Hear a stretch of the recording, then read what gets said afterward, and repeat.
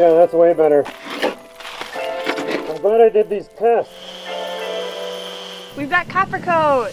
I think that's like 30 pounds. I could do like maybe 4 of those. Maybe it's 25. Nothing like laying on gravel. And our boat still looks like that. We've got some work to do here.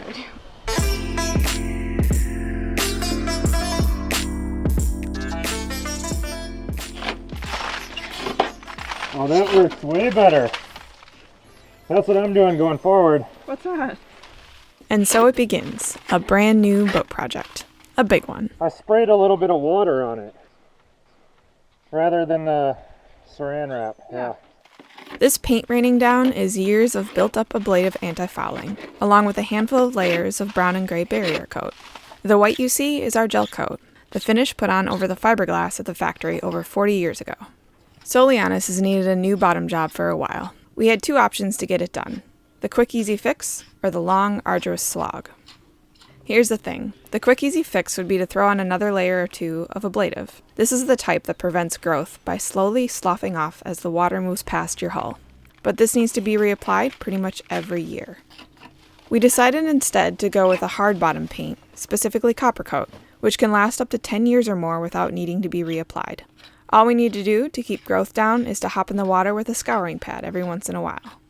This brings us, however, to the long, arduous slog. To switch from ablative to hard paint means you've got to scrape off every layer of anti-fouling and start from the bottom up. Yeah, that's way better.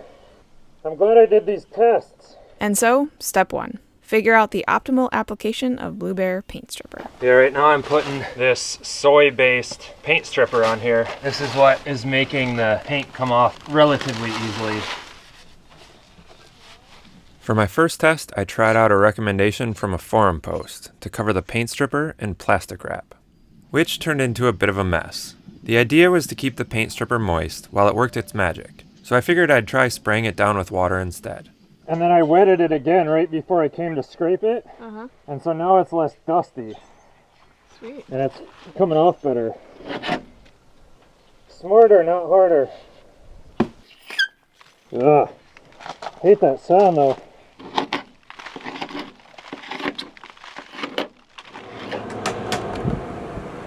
Guess I can turn the air off now. I think it's colder outside than it is inside. Usually in the afternoon I'm sitting on my laptop. It'll bleed into early evening and I'll look out the port light and I'll see pink.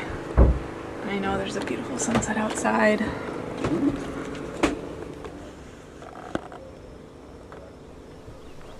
It's pretty nice. Are you done? No, I just put on 2 more strips. I was gonna grab the work light from you. Oh. Wow, look at that. It's like cotton candy.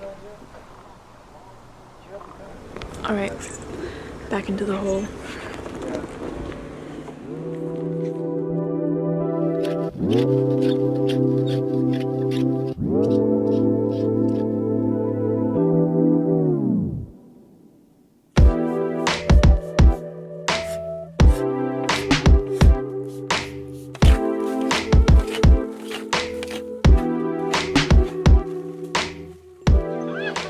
Hey, love?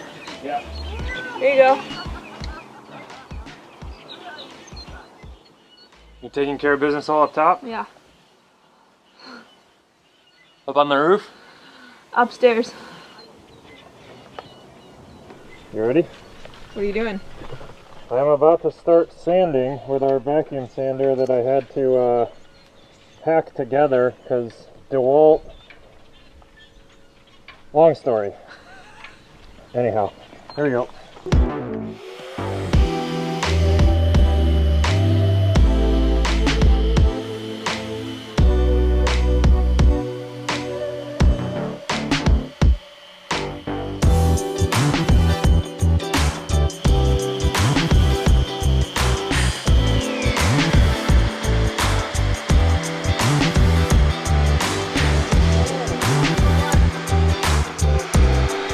It's just going slow. Really?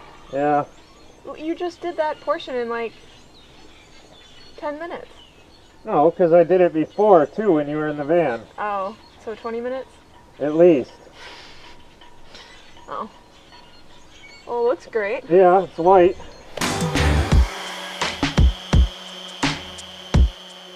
Kirk carried on by himself for another day. Then it was time for me to join the fun. Well, they're better than the glasses. Okay. When you get to stuff like this, where it's thicker, or this stuff where it's gray, you're not going to be able to sand that off. We'll use 60 grit on this, so just go around it. Just do light circles. That's probably good right there. You probably don't have to do any more than that. Okay, cool.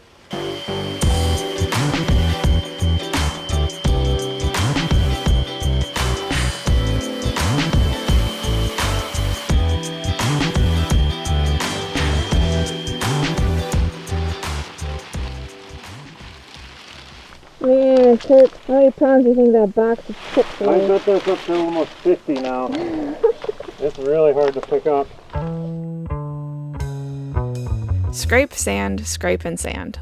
All in all, it took us around 2 weeks to finish, working partial days in between Kirk's remote job and video editing.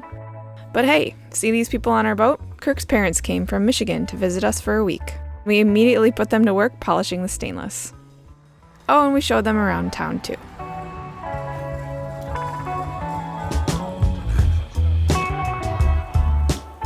We also took to watching the daily commute of the resident tortoise from his burrow to the canal.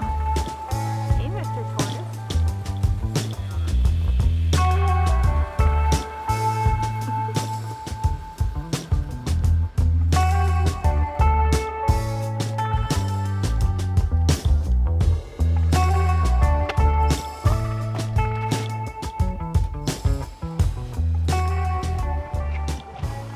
Okay, good to go. I'm hoping to get all that done underneath there. Which is going to be tough because I'm going to be overhead the entire time. That's why I haven't done it yet.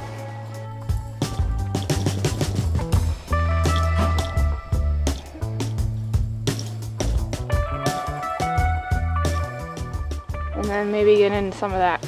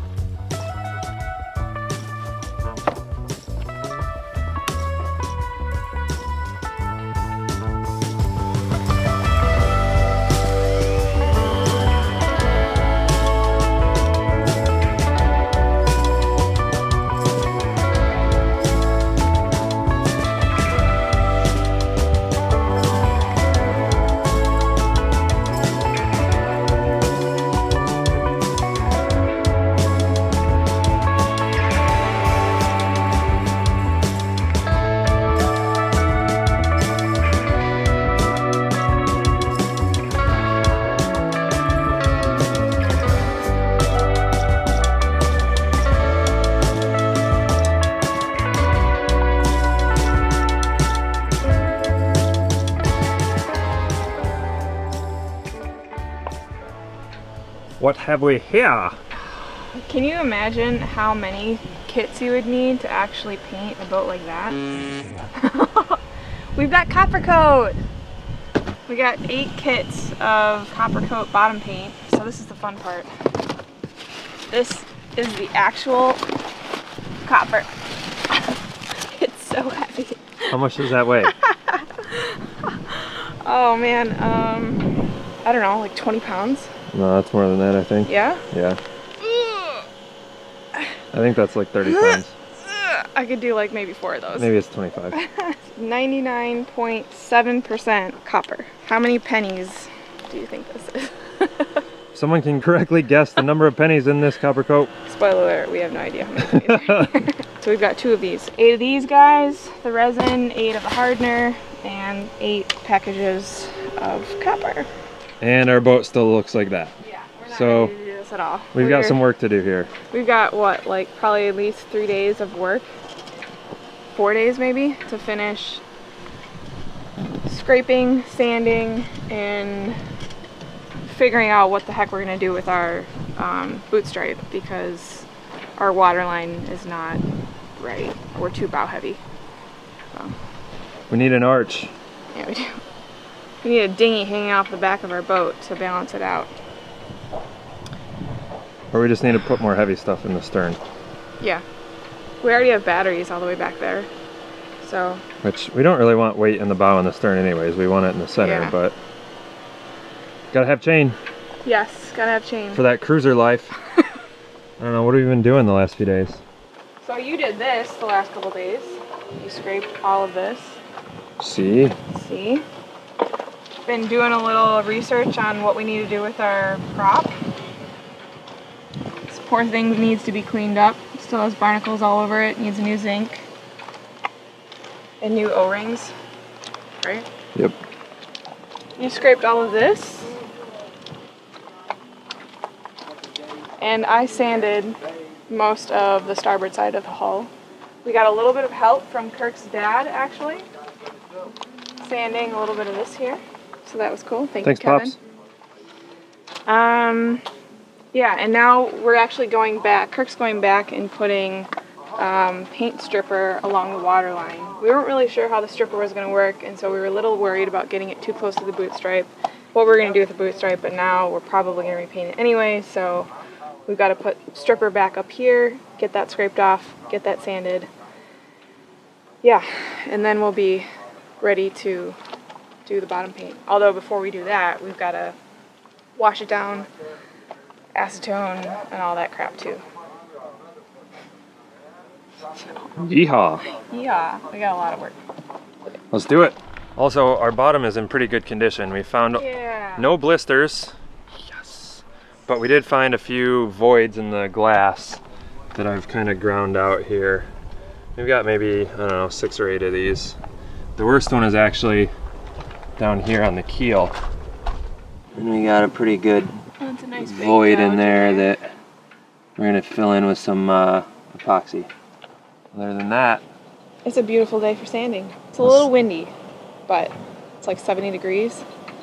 And the sun just came out. The sun just came out, but we're gonna be on the other side, so we should be pretty comfortable. Okay, let's do it.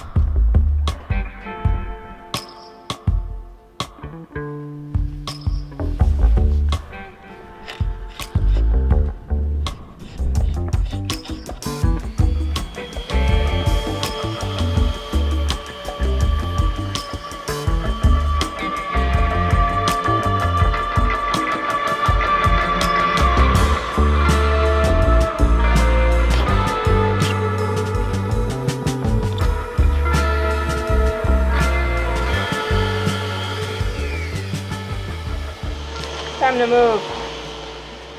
You can only do that overhead stuff for so long. So, I'm gonna stand now. Do it better.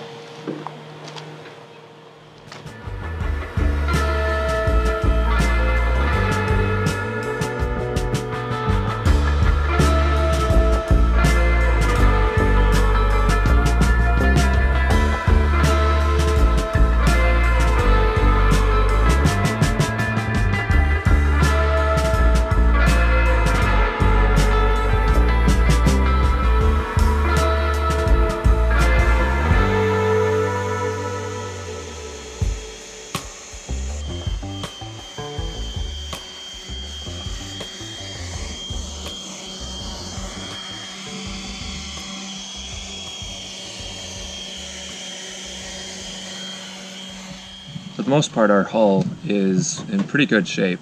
There's a couple of spots where the gel coat has a little bit of air behind it, a little bit of voids where the resin didn't get all the way down in and wet the glass all the way out.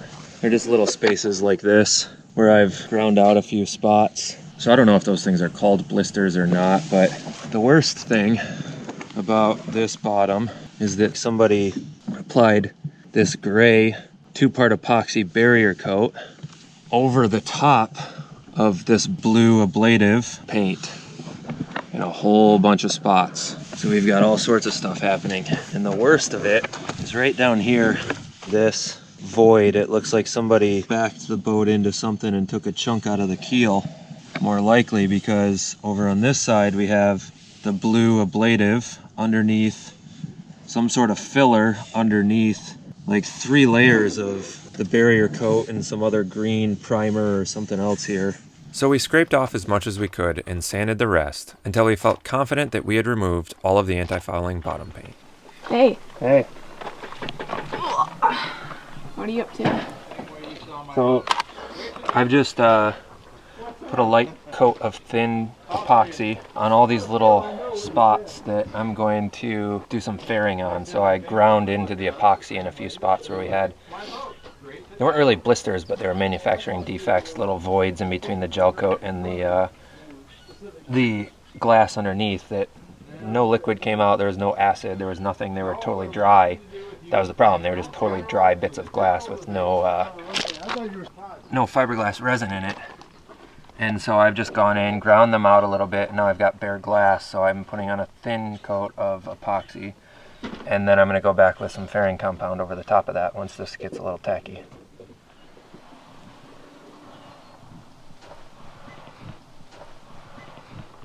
All right.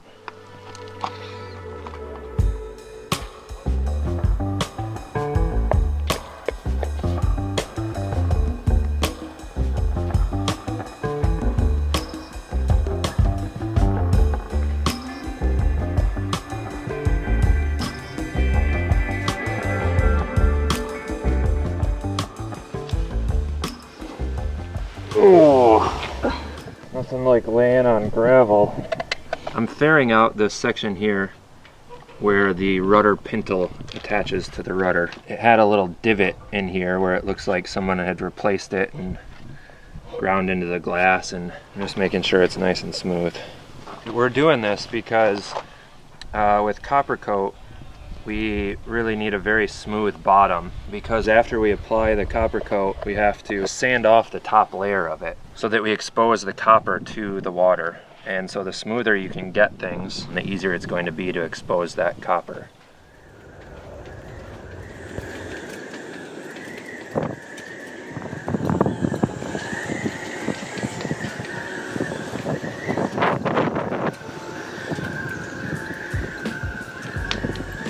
How you doing, buddy?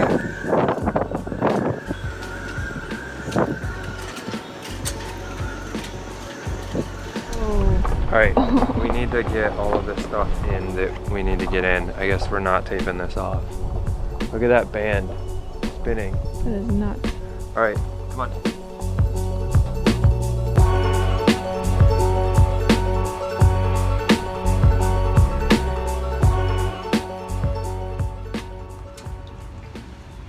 It's been a while since I've been Playing hot lava? Is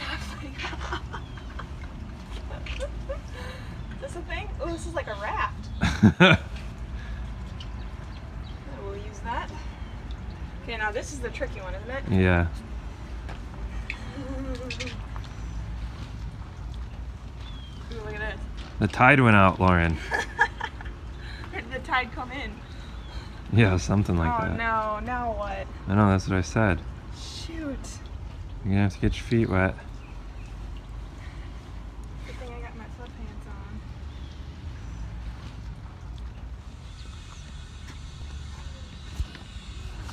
on. We have a little happy hour. It's not a very pretty one this time, because I didn't get any fruits or vegetables. I just kind of half-assed it with this orange. I'm just setting an orange up. This was the one place on the hull that I couldn't really sand very well. And we had this bulbous, kind of torpedo shaped, it's a depth transducer. We have two others right here and one right next to it. And it was just sort of sticking out of the hull with like a hydrodynamic foil built up around it. And this one has been unplugged. The wires were cut off probably 20 years ago, just sitting in this boat waiting to fail. And we're about to do our bottom here, and this was the one thing that was kind of nerve-wracking for me. I started sanding around it and a big old chunk fell out of it. But yeah, look at this thing. I'm really glad that I did. This thing just like fell right out, basically. Seriously? Yeah. Where's the case? I mean, I cut through a lot of it. It was done after the hull was made. Yeah, okay, gotcha. So it was just glass. Yeah. I wanted to pull this thing out, and I was debating whether or not I should, because it's a hole through the hull of the boat, and if it was this big around, I'd have to dish out the glass quite a bit. But I was betting that it was only the tiny little wire part that went through the hull. So I've got a very small hole through the hull here that I should be able to ground out enough to get enough glass and epoxy in to make a pretty solid plug. but I was really uncertain of whether or not I should do this, and I'm really glad I did because it had completely rotted through all the way and probably would have been an issue for me at some point. I've been debating how much to go because you're supposed to dish it out so that when you put, you know, glass in there, then it can be smooth so that you don't sand through the layers of glass that you just put on there. But I don't want to go too close to this thing. So I'm gonna, I don't know, I think that's enough. And then you do the same thing on the inside. I mean, ideally I would have done one like this big, probably twice as big. But it's a pretty small hole. Yeah. I think Kirk's adding another layer down there. Hey. Hey. I got good adhesion. Got no bubbles. So are you just gonna peel that plastic off after it dries? Yep.